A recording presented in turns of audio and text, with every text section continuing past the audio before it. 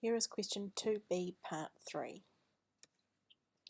So our question is about which sport has the strongest relationship between height and weight. And they also specifically ask you to justify your answer. So we're going to start off just by having a look at the athletics. And you can see what I've just done is I've drawn around the shape, kind of containing the shape. And I know there's a few points left on the outside. They might be outliers or something, but they're not. I want to look at where the main trend of the data is going. And when I look at the strength of the relationship, because that's what it's asking us for, the strength, I want to think about how closely they are packed together. If I had to paint and colour in the shape that I've just outlined, would I use a small, thin paintbrush, a medium one, or quite a wide one? And in this case, I would say it's definitely not a strong relationship because I'd expect to see all the data values on a really, really packed tight together.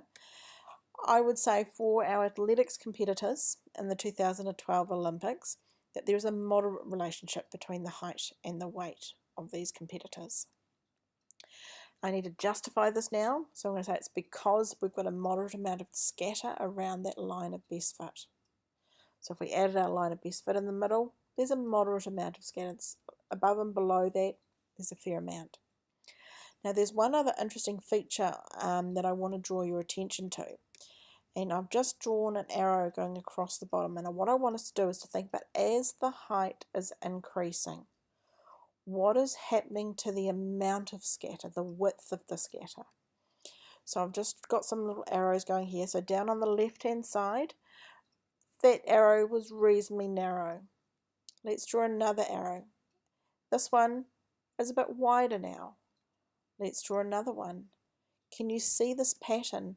That as the height is increasing, the width of the scatter is increasing as well. And so this is another comment that we want to add.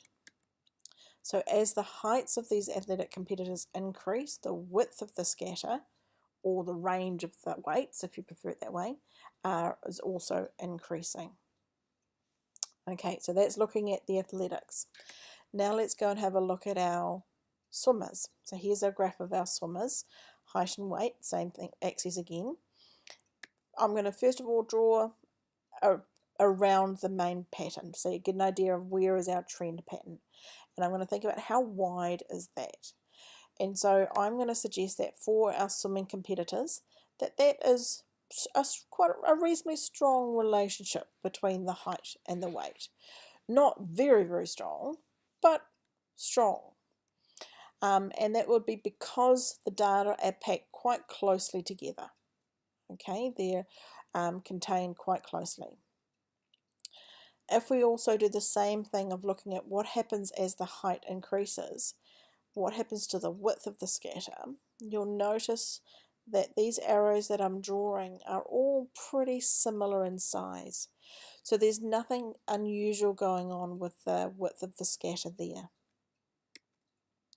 So what we need to do now is we need to put all of this information together and we need to come up with a conclusion. We've got to compare it and see which relationship is strongest. So we've identified that the athletics competitors have a moderate strength and the swimming competitors have a strong relationship. So that's what we want to be able to say in our conclusion, is that the swimming competitors have a stronger relationship between the height and weight than the athletics competitors do. And we need to justify that. So it's because our graph of swimmers has much less scatter. The data of those heights and weights are packed more closely together, so there is less variation in the data. Okay, so that's what we're looking for. In terms of the marking, if you've come up with a conclusion that the swimming has the strongest relationship, that will give you an achieve level skill, so you'd get a U. If you are able to give me some evidence, so it's the conclusion that swimming is stronger because, then that would be your merit.